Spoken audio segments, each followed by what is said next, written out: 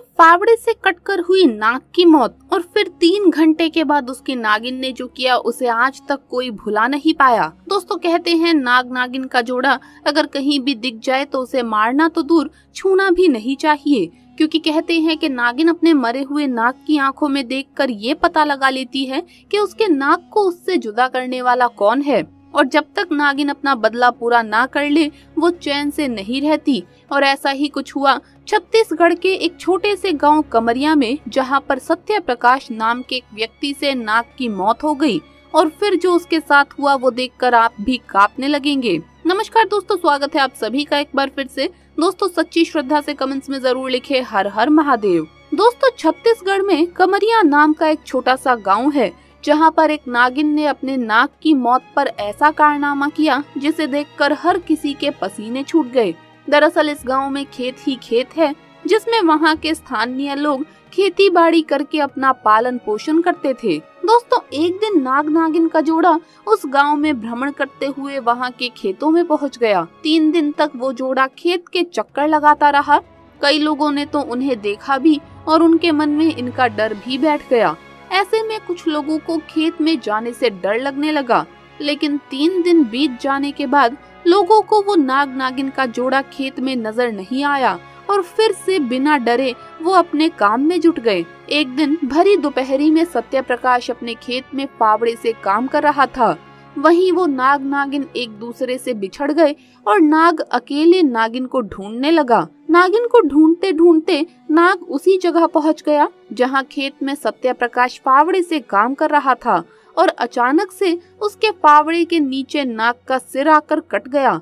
ये देखकर सत्य प्रकाश के पसीने छूट गए और वो जोर जोर से चिल्लाने लगा।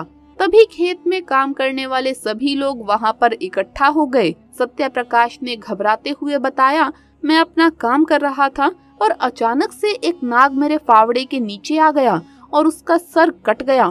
फिर उनमें से एक व्यक्ति बोला कि हमारा काम खेती का है, ये नाग नागिन का खेतों में आना और इनका हमारे हाथों से मर जाना मामूली बात है। इस घटना को ज्यादा गंभीरता से लेने की कोई जरूरत नहीं। लेकिन वो व्यक्ति ये नहीं जानता था कि ये नाग नागिन साधारण नहीं बल्कि इच्छाधारी नाग नागिन है। दोस्तों उसकी बातें सुनकर अन्य गांव वासी भी उसी की हाँ में हाँ मिलाने लगे और कहने लगे कि ये सच है, हमें नाग नागिन के मरने से डरना नहीं चाहिए, ये तो हमारा काम है। उन सब की बातें सुनकर सत्य प्रकाश की हिम्मत बढ़ गई और उसने फावड़े से उस नाग को उठाकर खेत की झाड़ियों में ही डाल दिया। और यही उसकी जिंदगी की सबसे बड़ी भूल थी, क्योंकि वो सभी इस बात से अनजान थे कि वो इच्छाधारी नाग है और उसकी नागिन भी इच्छाधारी है। शाम का समय हो रहा था, तो ऐसे में सभी लोग वहां से चले गए और अपने अपने घर जाकर आराम करने लगे। वहीं सत्य प्रकाश भी बेफिक्र होकर अपने घर में खाना खाकर सो गया।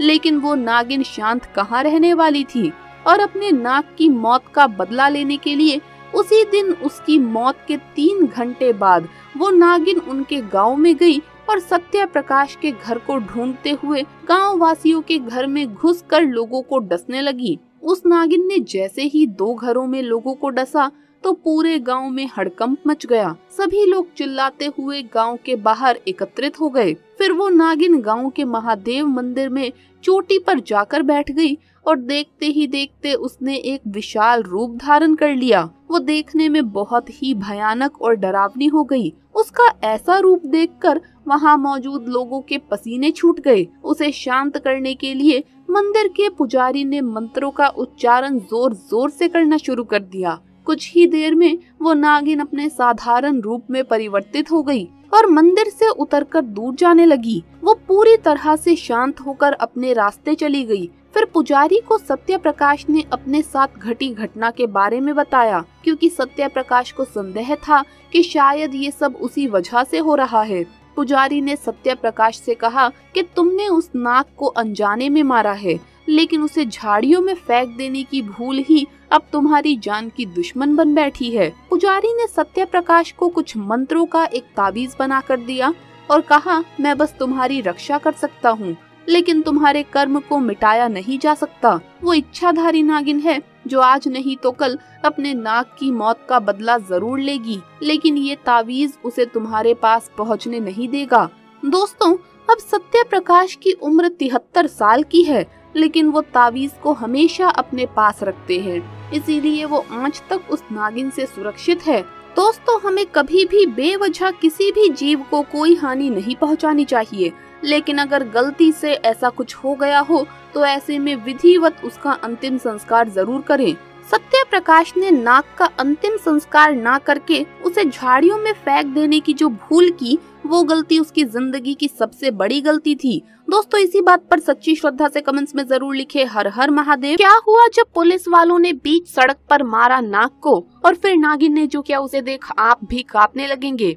दोस्तों, आपने कहानियां और फिल्मों में भी देखा होगा कि नाग नागिन अपना बदला 7 जन्मों तक नहीं छोड़ते। नाग की मृत्यु होते देख नागिन किस तरह इंसानों से बदला लेती है, ये भी हम सभी जानते हैं। लेकिन पहली बार ये कहानी सच होती देखी है अलीगढ़ से कुछ दूरी पर बसे एक गाँव में, जहाँ पर एक पुलिस वाले ने सरेआम नाग को मार डाला, जिसका बदला नागिन ने बेहद ही भयानक तरीके से लिया। दरअसल यशवंत नाम का पुलिसकर्मी बॉर्डर पर अपनी ड्यूटी दे रहा था। यहाँ पर उसे आने जाने वाले वाहनों की चेकिंग करने के लिए तैनात किया गया था, लेकिन यशवंत को क्या पता था कि उसके साथ ऐसी घटना घटित हो जाएगी जिसे वो जिंदगी भर नहीं भूल पाएगा। जी हाँ, जहाँ पर यशवंत की ड्यूटी लगी हुई थी वहाँ पर एक घना जंगल था, जिसमें एक नाग नागिन का जोड़ा रहता था। वो अक्सर जंगल से बाहर घूमते हुए लोगों को नजर आते थे, लेकिन इस बात से ही यशवंत अनजान था और वो अपनी ड्यूटी को पूरी शिद्दत से निभा रहा था।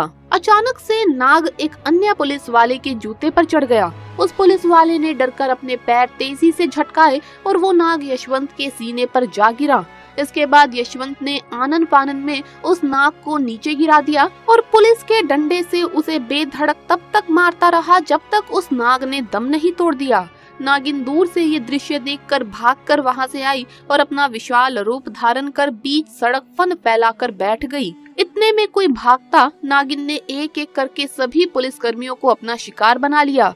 यशवंत की नागिन ने बुरी हालत कर दी। उसने उसके हाथों को बुरी तरह काट लिया और अपने दांतों के निशान छोड़ दिए। जब ये हड़कंप मच रहा था तो आसपास के गांव वासी वहां पर आ गए और पुलिस कर्मियों को बचाने की कोशिश करने लगे। इतना ही नहीं, उनमें से एक गांव वासी सपेरा था। उसने नागिन को जैसे तैसे काबू किया और बहुत दूर जंगल में छोड़कर आ गया। नागिन का भयानक आतंक देखकर लोगों ने समय रहते ही पुलिसकर्मियों को अस्पताल पहुंचाया। राहत की बात ये रही कि उनमें से एक भी पुलिसकर्मी को अपनी जान नहीं गंवानी पड़ी, लेकिन यशवंत के लिए वो जख्म पूरी जिंदगी के लिए यादगार रह गया।